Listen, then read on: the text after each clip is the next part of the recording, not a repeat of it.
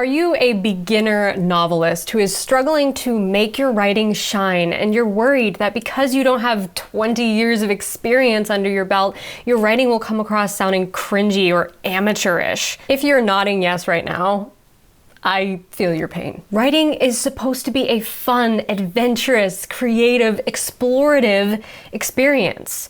It shouldn't be a stress fest of putting out literary fires everywhere as you try to finesse every line of your manuscript into perfection. Because, let's be real, it's impossible to get everything right as a beginner. You just can't do it, and you don't have to. But there are a few vital things that you can get right if you know what they are. And that's what this video is all about. The 7 cringiest beginner writer mistakes and how to avoid these pitfalls so that you can make your writing sound seasoned and polished, even if you have little to no previous writing experience. Seriously, get ready to take some notes. Why does your story matter? Good question. What if I told you that there's a science behind every great story? I don't just teach you how to write. I teach you how to change the world with your story and make your author dreams come true. Before we get into the 7 deadly mistakes that beginner writers make, I first want to ask you to take a quick second to hit the subscribe button below this video. It'll only take a sec, and I would love to have you here in the community because I post writing videos every single Wednesday, and I would love to have you here.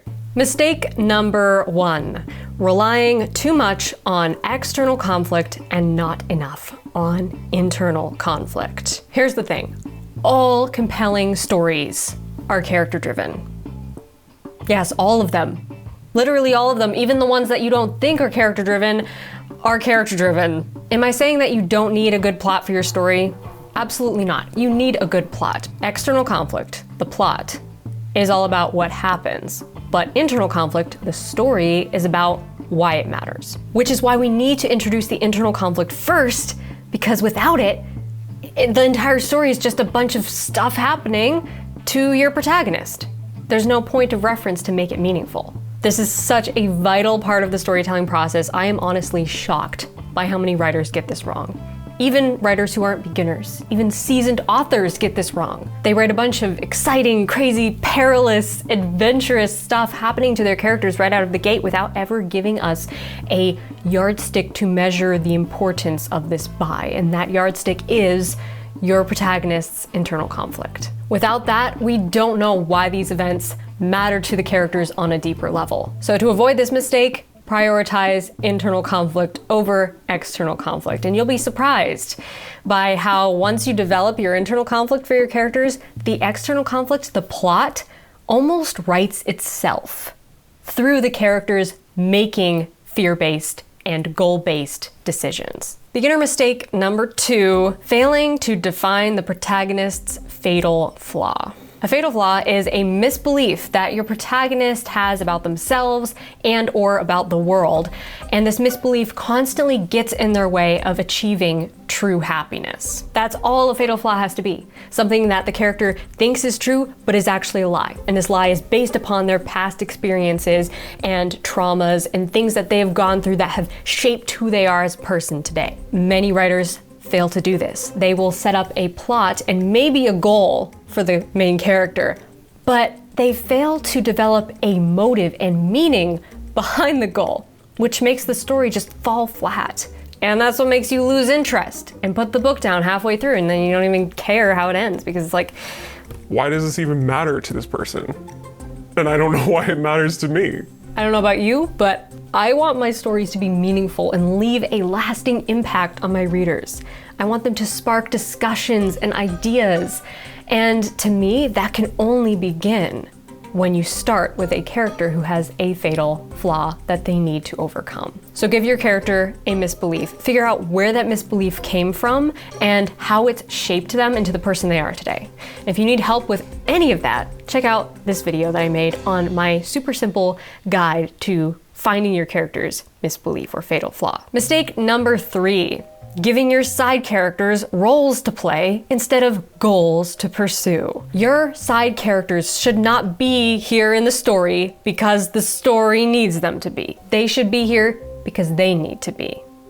Big difference there. A lot of writers fail to write strong side characters because they are just focusing on filling roles instead of writing characters with goals, right? We need a best friend, we need a love interest, we need a mentor, we need a spiteful ex. And these characters can come off feeling really cliche and flat and two-dimensional because they're not here for their own reasons. They're here because the plot needs them to be. But your side characters, just like your protagonist, should be here with intention. They have an agenda of their own. They have misbeliefs and internal conflict of their own, and they have a goal that they are trying to pursue as well. So you can avoid this nasty mistake by asking yourself these 4 simple questions. First, who is this character? What is their internal conflict and their reasons for appearing in the story when they do? What is this character's role in the story? How are they connected to the main character? What is this character's agenda? What is the goal they are actively pursuing throughout the story? And how is the character going to impact the protagonist's story? Will their actions have a direct impact on the main conflict? Mistake number 4, no story structure. A lot of writers hate story structure because they feel trapped by it. They feel like their plot is closing in on them from all sides and they are unable to creatively color outside the lines. And I've been there, okay? I know what this feels like because when I first started writing, I was a pantser. I did not outline anything. I just kind of let the story take me where it wanted to go. And my writing suffered from it. That was when I started to realize I'm looking at story structure all wrong. Here's the truth.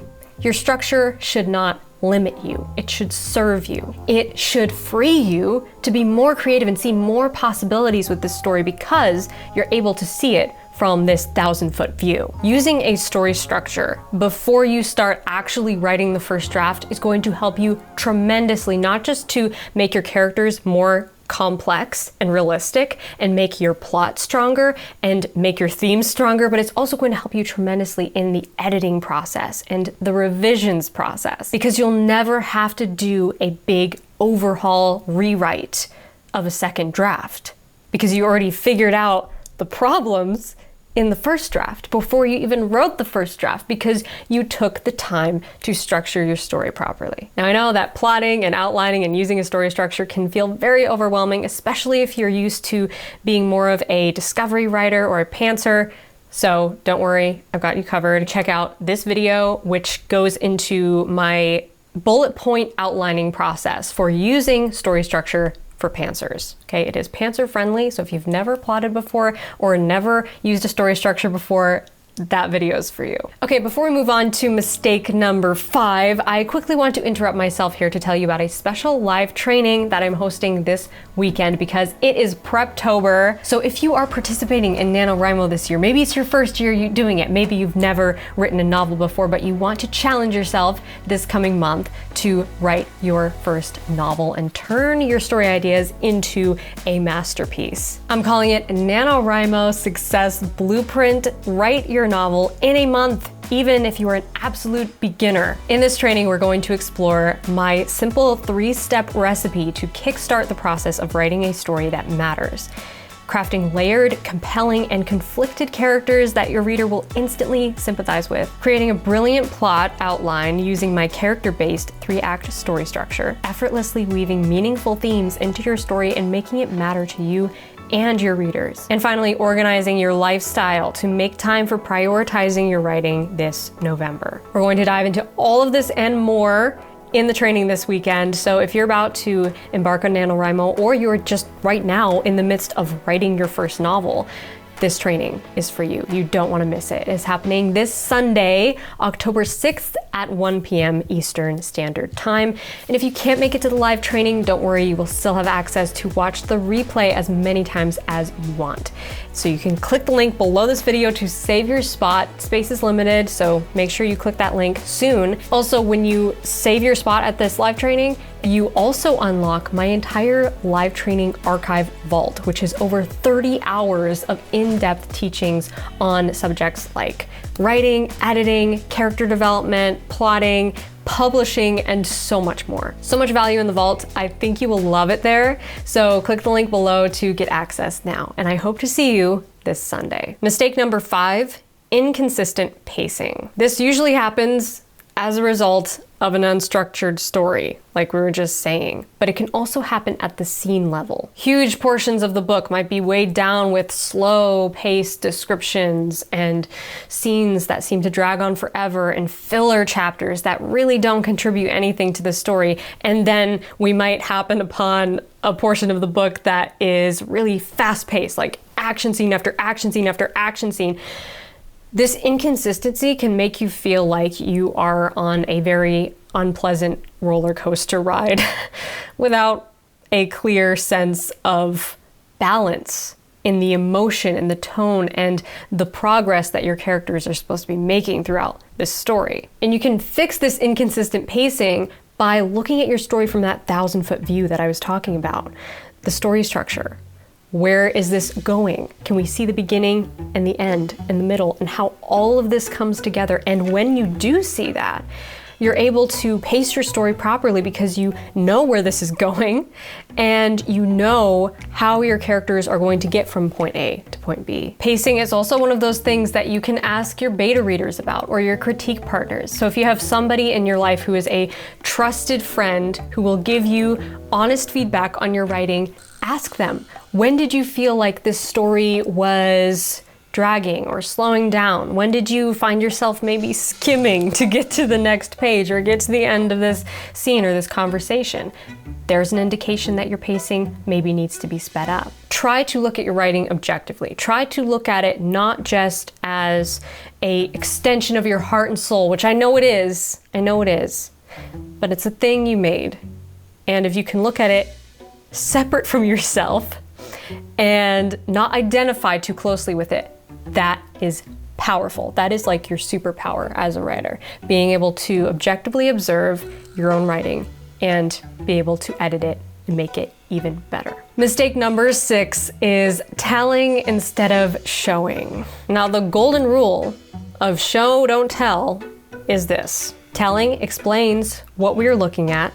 Showing allows us to interpret what we're looking at and engage with the story on an emotional level. So don't tell me she's afraid of criticism and being rejected. Show me her stress sweating and ripping up little bits of paper while she sits there waiting for a job interview.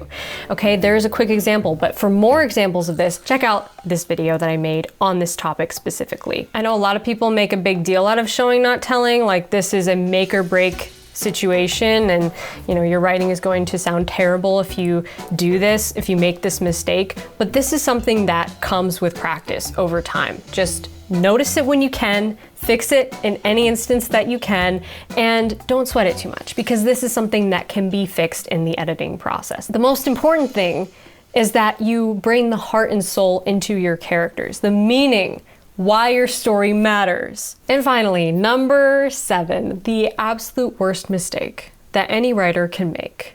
No transformative moment that brings your protagonist's character arc full circle. This is also known as the aha moment, and it is the biggest, most pivotal moment of your story. Why?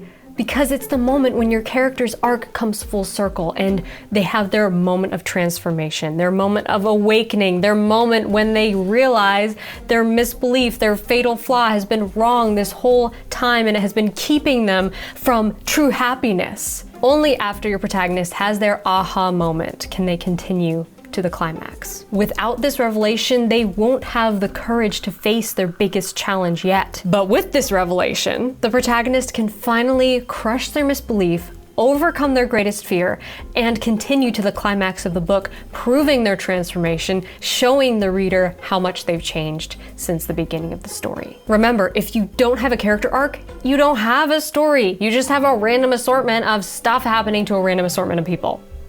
Your character's arc or journey of change is what makes your story satisfying and memorable. So ask yourself, why does the aha moment matter to you? Why is this character's fatal flaw or misbelief personal to you? Why did you want to write a character who's struggling with this internal conflict? And if you could interact with and speak to a person who's just like your character, okay, if they could sit in front of you and you could have a conversation with them and you could tell them a truth that would stay with them for the rest of their lives, what would it be?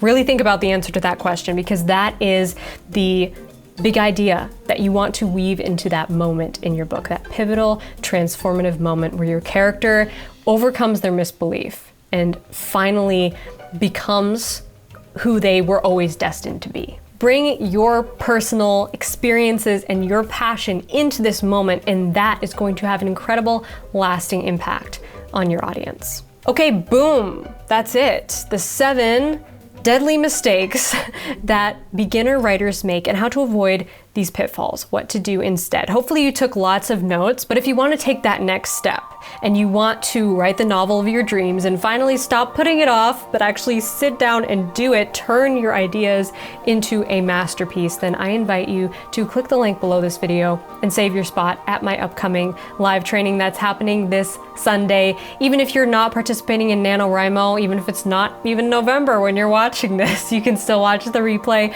of the live training. If you are a beginner writer, or maybe you've written 1 or 2 novels and you want to just improve your style and improve your skills that much more, definitely I invite you to join this training because you're gonna learn a lot. It's happening Sunday, October 6th at 1 p.m. Eastern Standard Time, but like I said, you can watch the replay anytime you want, and you can watch everything else in the live training archive, which is over 30 hours of content diving deep into editing, publishing, writing, character development, and so much more. So I hope to see you over there. Save your spot at the link below this video. And while you're down there, smash the like button, hit the subscribe button, make sure you are a part of the community because I would love to have you here. And what would you tell your novice writer self? If you could give yourself one piece of advice, what would it be? Drop it in the comments below and we will make like a wealth of information in the comments section that will just help so many writers out there. Until next week, my friend, rock on.